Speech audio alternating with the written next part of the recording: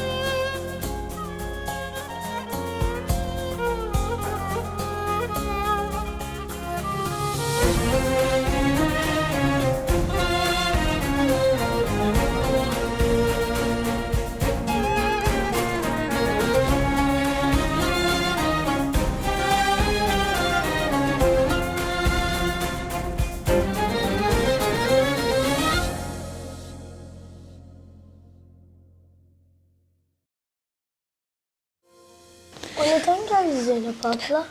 Ben o teyzeden çok korkuyorum.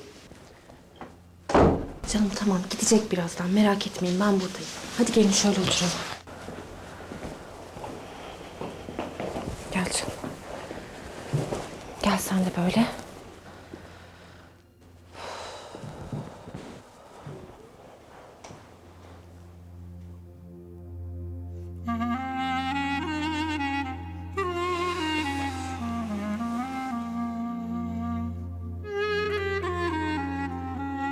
O zaman neden öyle dedi?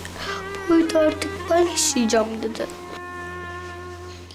Yok canım, olur mu öyle şey? Gidecek birazdan, korkmayın siz. Ama burası onun değil ki. Yoksa bana zarar mı verecek? Ablacığım, olur mu hiç öyle şey? Ha? Biz buradayız, tamam mı? Hiçbir şey yapamaz o size, hiçbir şey. Peki artık ondan mı yaşayacağız?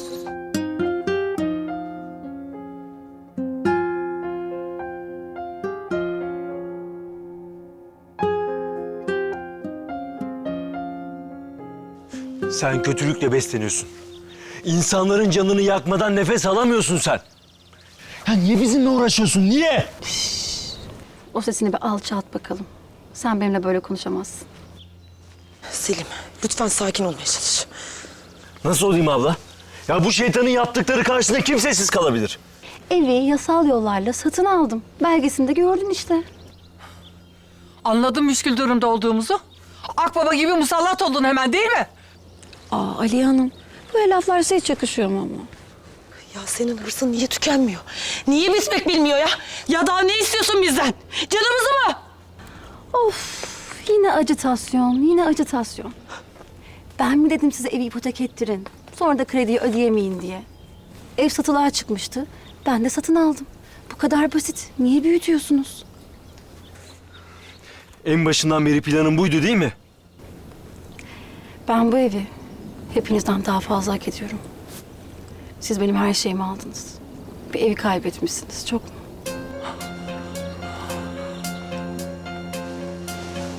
Delireceğim.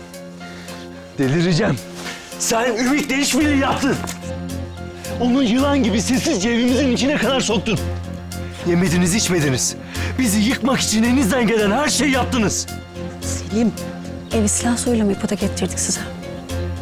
Keşke öyle yapsaydın. Keşke arkamızdan hiç çevirmeseydin. Ben hapisteyken o aşağılık, o şerefsiz Ümit boş durmadı tabii. Ay çok sıkıldım. Vallahi çok sıkıldım. Yani sizin bu çöküş hikayenizi dinlemekten çok sıkıldım ben. sen hep o anı bekledin değil mi? Zevk alıyorsun bizi böyle görmekten. Fena mı yaptım? Seni hak ettiğin yere geri gönderiyorum Melekçim. Sen şimdi kendine güzel bir gece kondu bulursun. Orada da böyle gül gibi yaşar gidersin. Zaten bu çiftlik sana birkaç beden büyük gelmişti. Seni mahvedeceğim. Selim sakin ol. Oğlum, kendine mukayyet ol. Böyle eşkıyalık yapıp üstüme yürüdüğün zaman hiçbir şey değiştiremeyeceksin. Selim, bu ev benim. tapusunu aldım. Parasını da takır takır saydım. Yani artık sizi evimde görmek istemiyorum. Defolun, gidin evimden.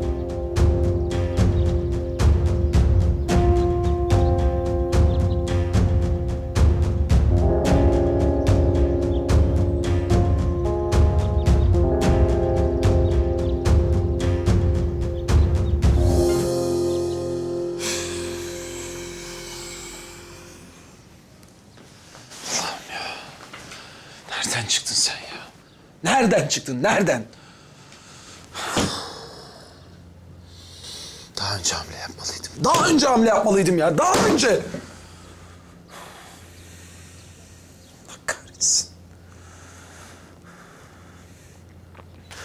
Bizi böyle tek bir lafınla evden çıkaramazsın sen.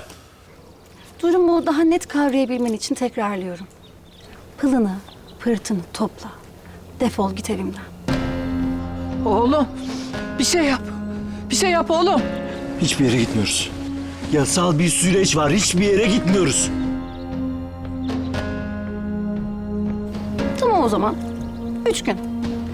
3 gün içinde evimden çıkın. Yoksa avukatım ilgilenmek zorunda kalacak ve o benim kadar iyi niyetli biri değil. Senin lafınla hareket edecek değiliz biz. Kafana göre iş yapamazsın.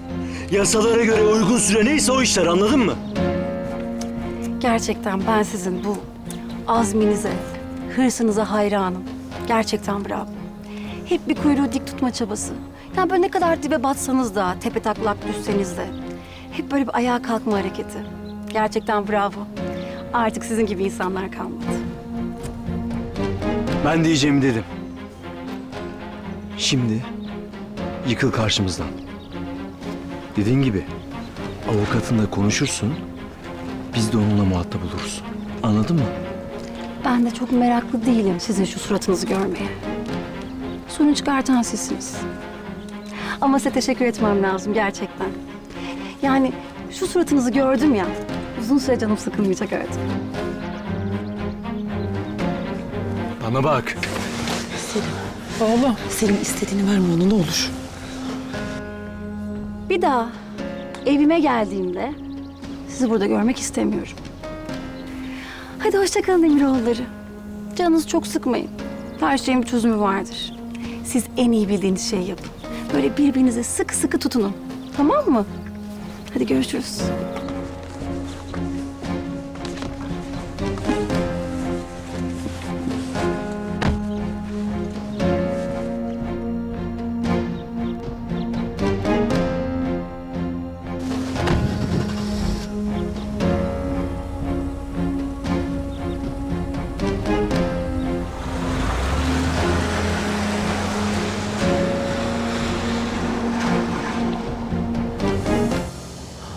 Allah kahretsin!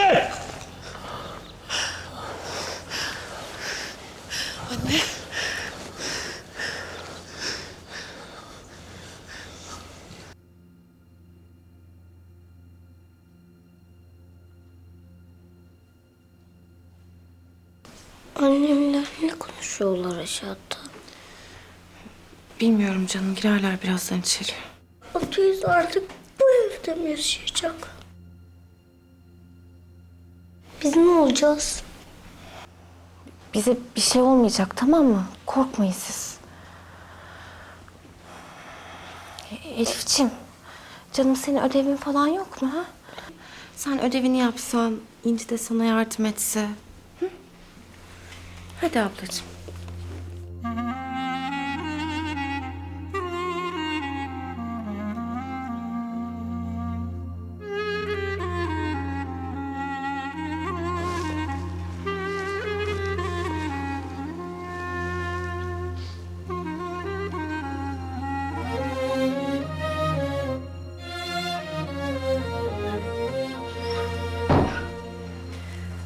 Kızlar, ben geliyorum birazdan, tamam mı? Hadi burada uslu uslu durun.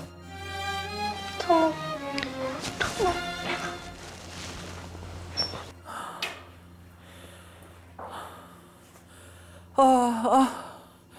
Bunları da mı görecektim?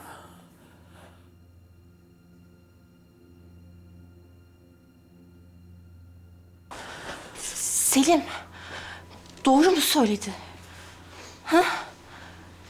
Ya Arzu mu almış çiftliği? Abla? Ama nasıl olur bu? Oldu işte, oldu. Ne yaptı, ne etti? Bizi evimizden etti sonunda. Yalan söylüyordur, belki inanacak mıyız hemen? Belgeleri görmedin mi Zeynep? Gördüm. Ama sahte olmadığı ne malum Selim? Tam da ondan beklenecek bir davranış olmaz mı bu? Belki bu da onun pis oyunlarından biridir. O bizi oyununu çoktan oynamış zaten.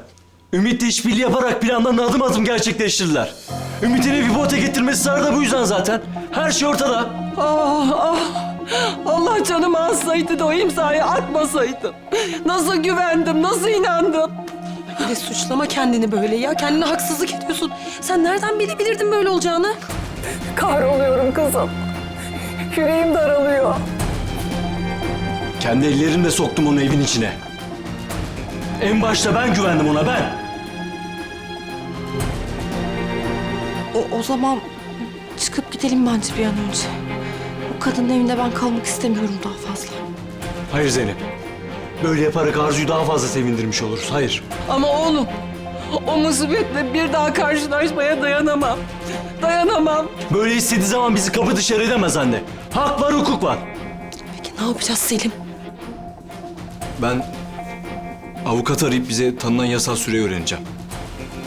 Kaç gündür, kaç haftadır bilmiyorum ama o zamana kadar hiç kimse hiçbir yere gitmeyecek. Ben de ev bulmuş olurum o sürede. Ama Selim, Aması yok Zeynep. Ben o kadını daha fazla sevindirmeyeceğim.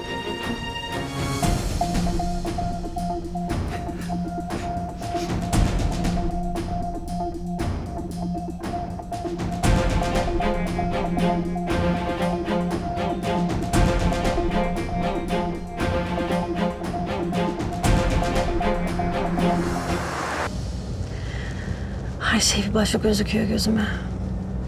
Sanki kuş kadar hafifledim. Yeniden doğmuş gibiyim. Başardın Arzu. Sonunda başardın. Yıllarca hayalini kurduğun her şeye kavuştun. Hala inanamıyorum. Beni görünce nasıl mosmor oldular ama. Hepsi dondu kaldı. Hele Ali'ye. Far tutulmuş tavşan gibiydiler. Keşke o anda fotoğraflarını çekebilseydim. Ama siz durun. Durun, daha bu başlangıç. Çırpındıkça daha çok batacaksınız Emiroğulları. Elimden aldığınız ne varsa misliyle geri alacağım sizden.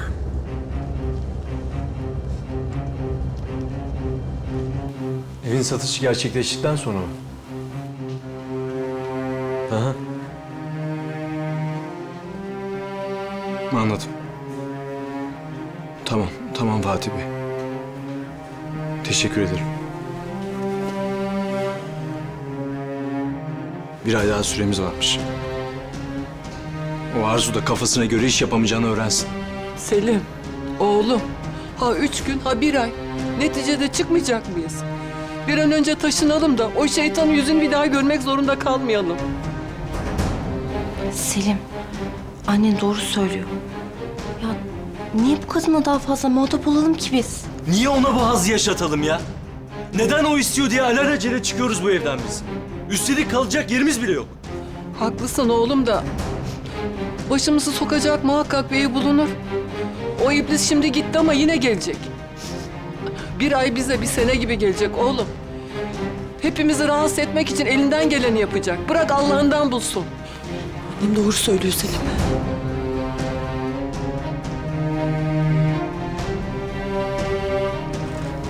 Canım, hadi inat etme. Taşınalım gidelim şuradan.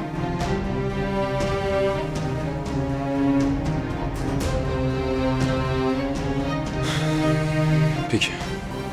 Tamam. İnan bana, doğrusu bu.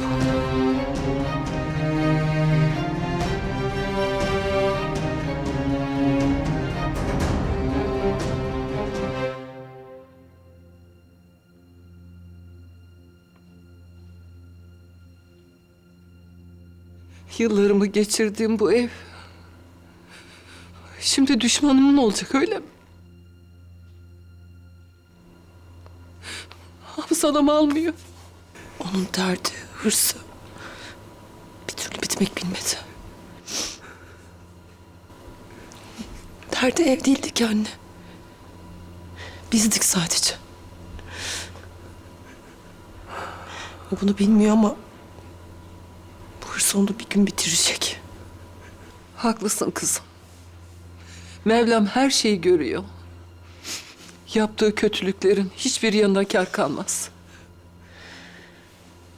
Ben inanıyorum anne. Atlatacağız bu günleri.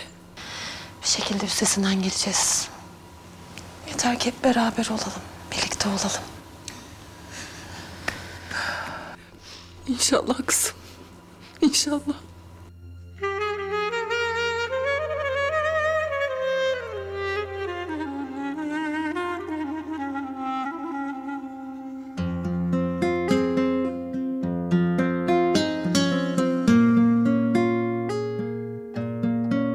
Evimden taşınmak hiç istemiyorum. Ben de hiç istemiyorum. Ama Arzu teyzeyle birlikte yaşayamayız. O çok kötü biri. Ne konuşuyorlar acaba? Kızı çok kötü bir şey. Evet, üzülmeyelim diye durmamızı istemiyorlar. Hadi sen de üzülme artık İnci. Galiba gerçekten taşınacağız. Fidanlarımız...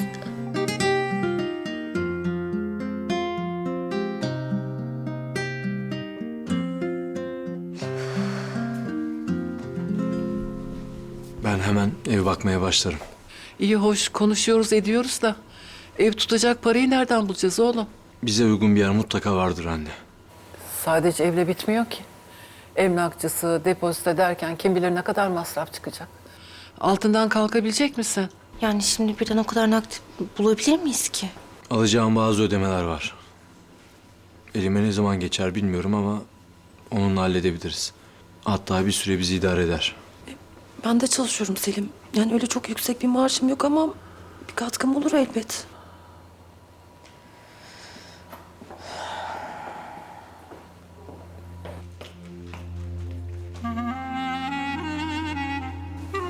Elif, İnci. Ne oldu kızlar? Anne,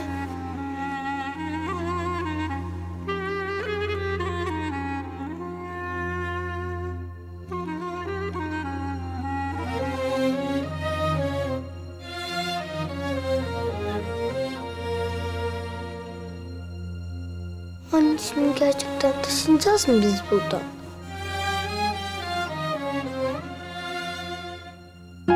Evet anneciğim, taşınacağız. Peki fidanımızı da yanımıza alabilir miyiz? Ne olur merak ediyorsun Allah. Götürdüğümüz yerde de yaşarlar değil mi anne? Güzel kalpli kızım benim. Ne güzel kalbiniz var sizin öyle. Merak etmeyin çocuklar. Her şey güzel olacak.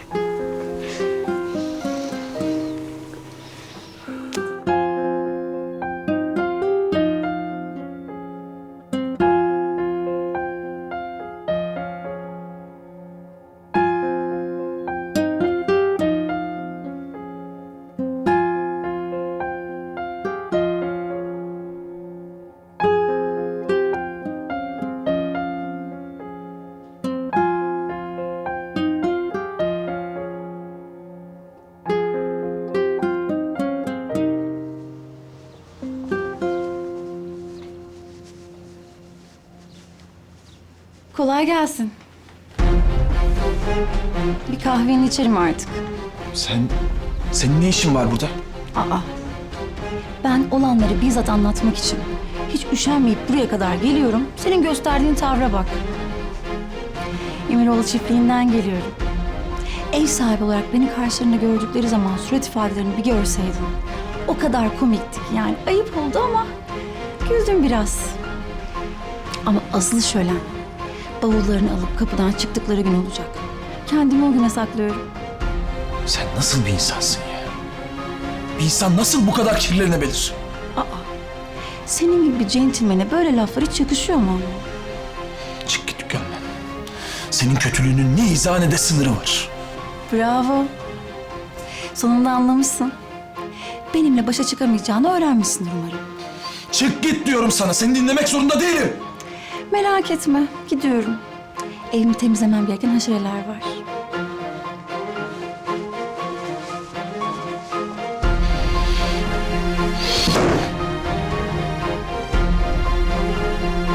Evet, şimdi internetten gördüm ilanı. Evin yeri tam olarak neredeydi? Anladım, pek bilmiyorum oraları. Peki semt olarak nasıl bir yer? Yani aile için uygun bir yer mi? Hı hı. Yani evet, biraz kalabalık sayılırız. Burası da zaten ne çok büyük ne çok küçük bir yer. Yani bizim için ideal görünüyor. Tamam, yarın gelip bakacağım ben. İyi günler.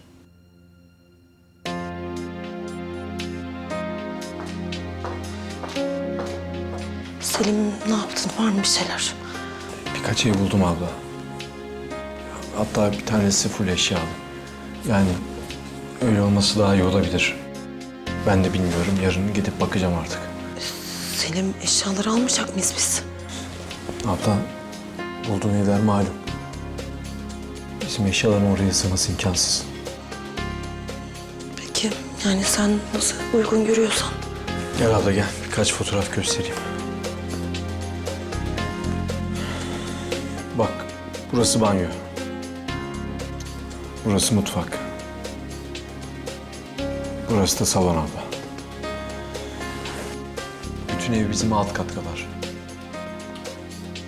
Eşyalarımızın sığması mümkün değil. Doğru diyorsun Selim. Haklısın.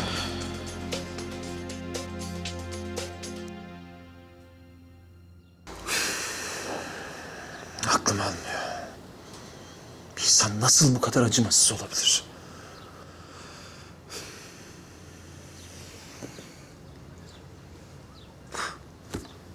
Arasam ne diyeceğim ki?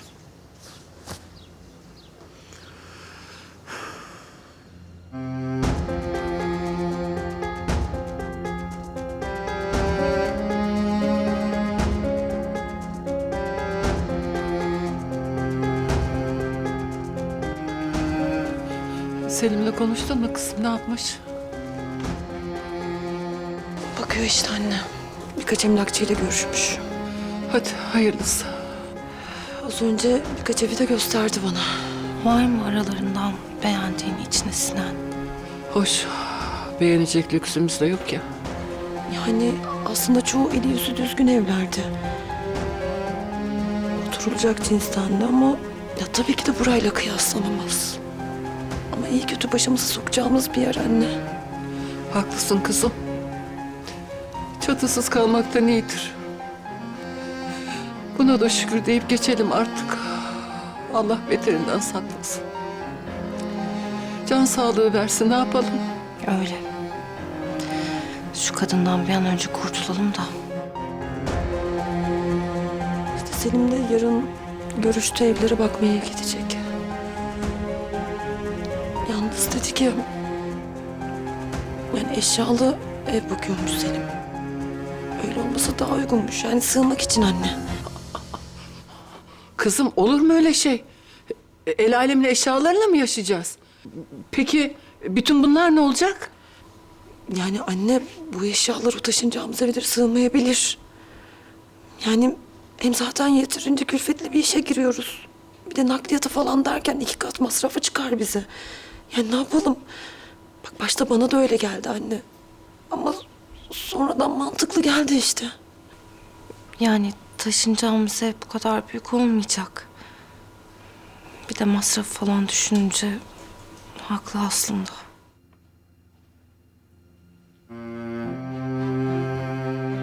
Anne. Bavullarımızı alır çıkarız anne, ne yapalım? Peki. Siz öyle düşündüyseniz. İyi o zaman. Ben de yanımızda götüreceğim eşyaları toplamaya başlayayım.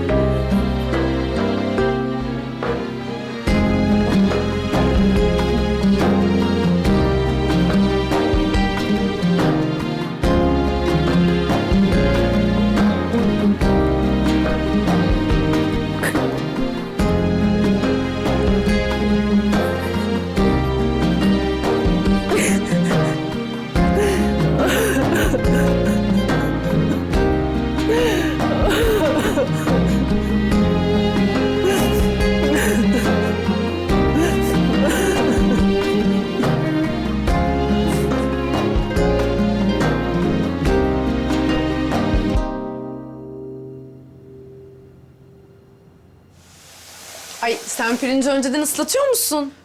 Evet canım. Ne gerek var ki? Ben pirinci önceden kavurarak yapıyorum pilavı. Çok da lezzetli oluyor vallahi. Yani Aylacığım ben de kavuruyorum ama ondan değil yani böyle nişastasını güzelce salsın diye ıslıyorum pirinci. Yine de sen bilirsin ama bence hiç gerek yok. Ya, o su çok değil mi? Ay çorba gibi olacak vallahi yemek. Ay, yok canım sen merak etme. Patates suyunu çeker. O zaman bu sefer de kuru kalmasın. Ah, kalmaz canım merak etme. Ben de ekmeği keseyim bari. Yok canım Aylacığım ay ne zahmet ediyorsun yorma kendini. Hem saat de geç oldu. Ay yok. Daha erken. Ay, bir şeycik olmaz. Ben bakarım.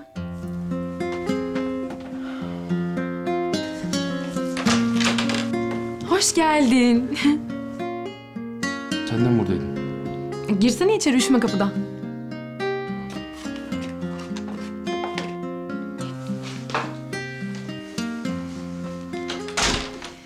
Bütün gün aradım ama telefonlarıma cevap vermedin. Ben de merak ettim. Niye ki? Endişelendim senin için. Aklım sende kaldı vallahi. Şu bahsettiğin adamla ne oldu? Ulaştı mı sana? Ha yok, aramadı. Da sen bu konuyla niye bu kadar ilgilisin Ayla? Ha? Neden yani? Güvenilmez öyle insanlara. Kim bilir senden ne isteyecek? Ay Allah korusun. Ayla, adam belki doğru düzgün bir şey isteyecek benden. Nereden bilebilirsin ki? Ay ne bileyim. Bulaşma hiç öyle adamlara. Benim bir ton borcum var. Sen farkında mısın ha? Ve ben bu borcu ne yapıp ne edip bir şekilde ödemek zorundayım. Ama endişeleniyorum senin için. Başına bir iş gelirse... Ayla yeter. Bu konu hakkında bir daha tek kelime bile duymak istemiyorum senden. Tamam mı? Muratcığım geldin mi? Geldim ablacığım. Ben sana yardım edeyim de beraber kuralım sofrayı. Olur.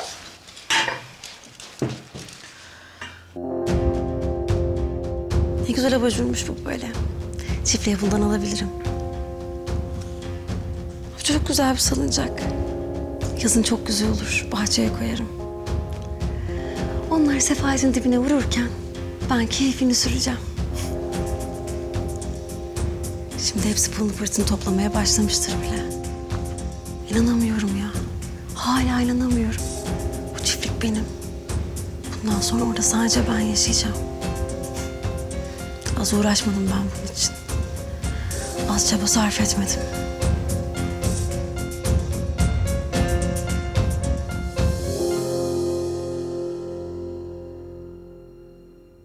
Uzun zamandır da görüşemiyorduk.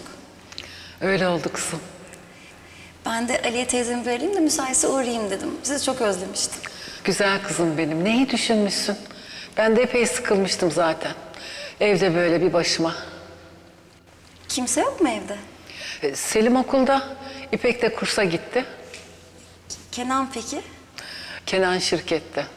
Sabahın körüydü yine çıktığında. O da bayağı çalışıyor. Ne zaman gelsem Kenan yok. Ne yapsın kızım? Bu aralar işleri çok yoğun. Akşamları da geç geliyor eve. Her şeye yetişmeye çalışıyor işte. Belki bir görüştüğü falan varsa ona da zaman ayıramıyordur. Yok kızım yok. Kim olacak? Ne yapıyorsun? Biraz dikkat etsene. Üstüme döküyordun kahveyi. Aman kızım bir şey olmadı inşallah. Ay yok Aliye teyzeciğim olmadı da. Bir dahakine daha çok dikkat et istersen. Pardon.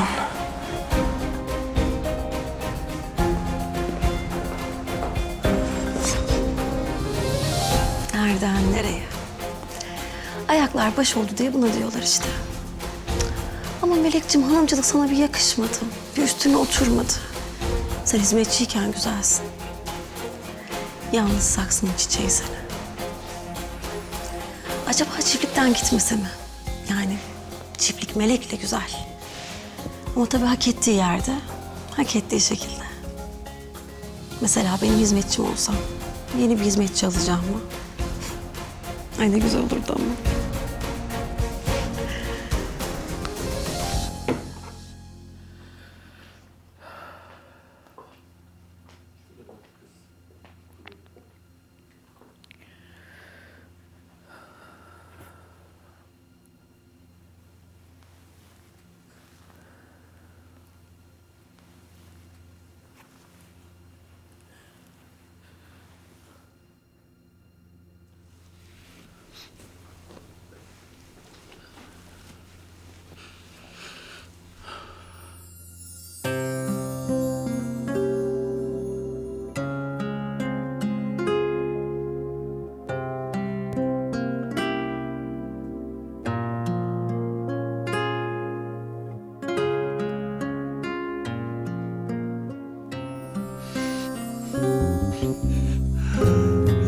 Kabahatin çoğu bende. O yılanı ben aldım bu eve, ben. Oğluma kadın. Kendime gelin diye beklerken bu yaptıkları.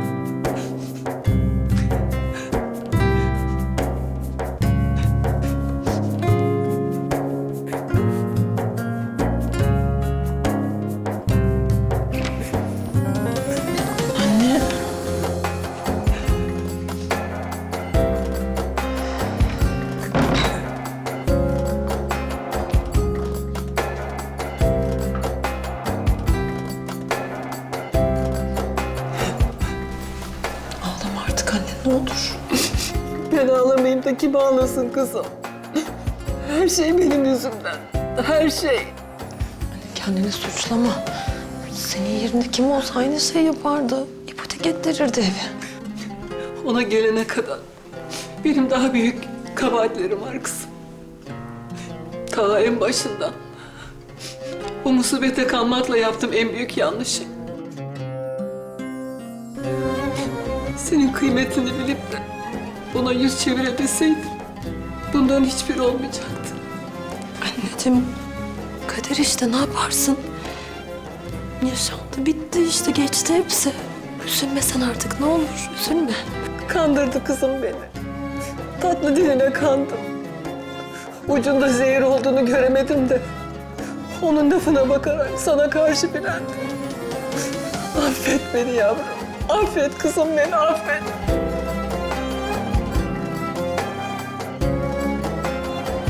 Annem.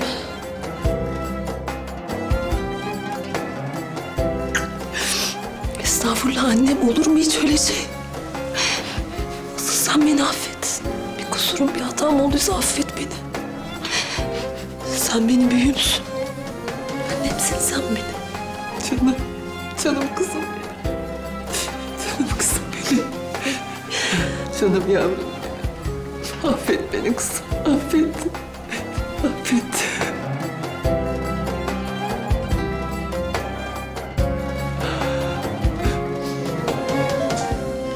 Bunu da koyayım mı? Ha, koy koy. Şimdi bunları yerleştirelim, ondan sonra diğer çekmeceyi boşaltırız. Tamam.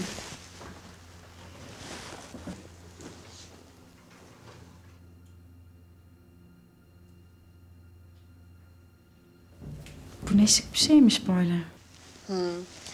Geçen sene sezon indiriminden almıştım bunu. Çakma falan değil ya, gayet orijini yani. Var ya, buradan taşınacağız diye o kadar mutluyum ki. Şu kasvetli evden kurtuluyorum nihayet. Ay Gonca çiftliği bir görsen var ya, resmen cennet ya, cennet. Ya o kadar diyorsun yani. Ve dışarıdan bakıldığı zaman resmen tatil köyüne falan benziyor. Hani böyle bahçesi, havuzu. Ay bak ben de merak ettim şimdi. Sabret sabret, zaten bir iki güne oradayız. Haklısın. Hele bir yerleşelim var ya, o süpürgesiz cadı istediği odayı seçsin kendine. Vallahi ben de kafama göre böyle manzarasını beğendiğim bir odayı seçeceğim, kurulacağım oraya. Ya acaba orada bana nasıl bir oda düşer?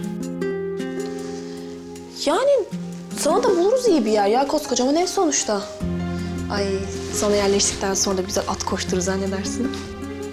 Yani şu anda kaldığım odadan daha kötü olamaz herhalde. En azından sıcaktır değil mi? Her şey tas tamamdır, sen düşünme artık, boş ver. İnşallah. Artık yazları da atarız şöyle bahçeye bir masa. Çayımızı da demleriz. Böyle havuzun ışıkları, gökyüzü falan. Ay yok ben de gitmek istedim şimdi. Az kaldı az. Sık dişini. Hadi burayı bitirelim artık.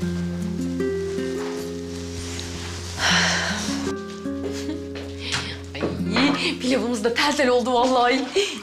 Yemeklerimiz de şahane oldu. Ayla, Murat nerede peki?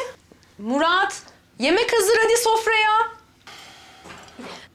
Dur Tülay ablacığım, ben şipşak hallederim şimdi.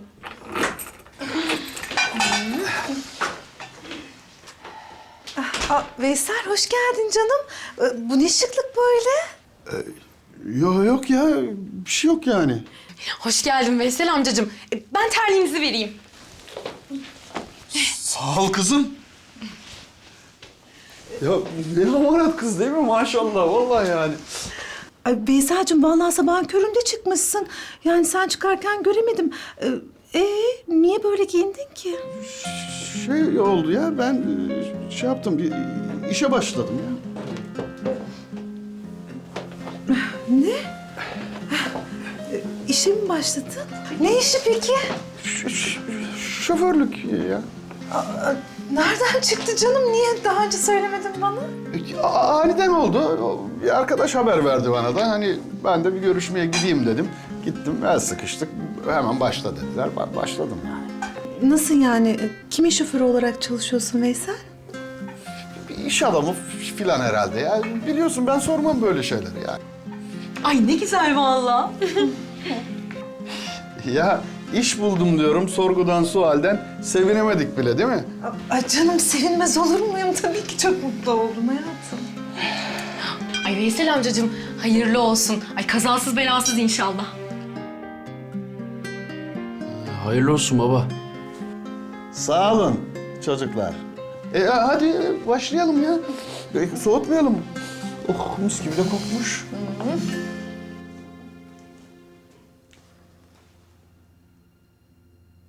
Kadın yememiş, içmemiş. Direkt buraya gelmiş çiftlikten. Ne diyor? Ne diyecek? Yok işte yüzlerine kahkahalarla gülmüş. Yok işte onlar evden çıktıktan sonra bir kutlama yapacakmış. Ya bu kadın hakikaten hasta ya, hasta.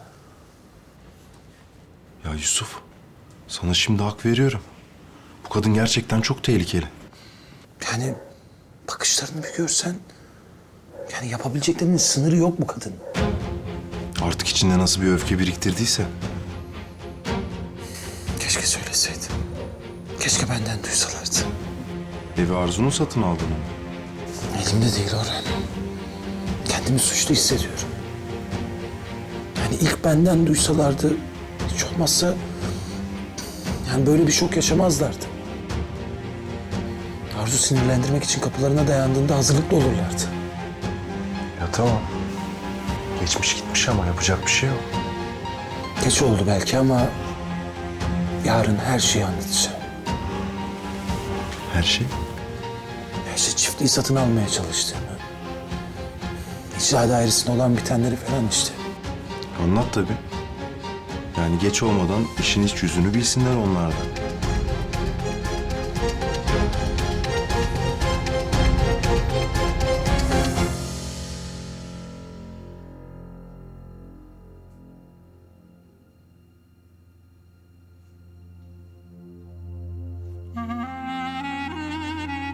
Uyudun mu?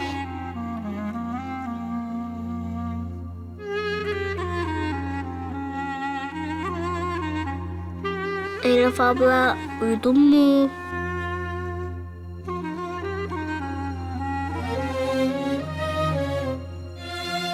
Ne düşünüyorsun? Hiç babamı. Ah baba tut elimi. Korkma kızım. Ben yanındayım senin. Sakın bırakma yoksa düşeceğim. Baba tut elimi.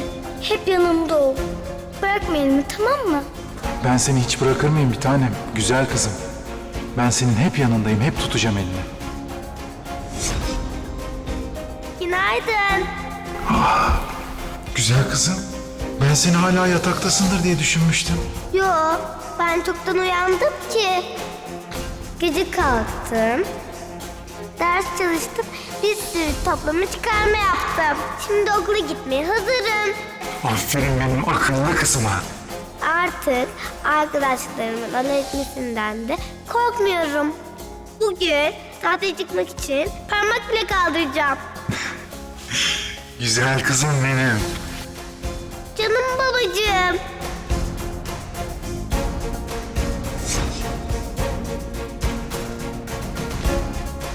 Annemin en sevdiği çiçekler bunlar. Birkaç tane toplayabilir miyim baba? Tabii yavrum.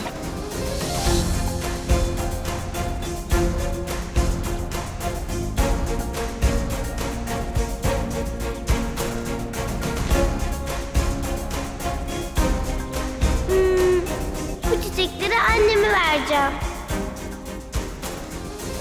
Sonra da babamın teklifini lütfen kabul et diyeceğim. Ne kadar güzeldi her şey. Babamın en mutlu günlerini bu evde geçirdi. Ama artık burada yaşayamayacağız.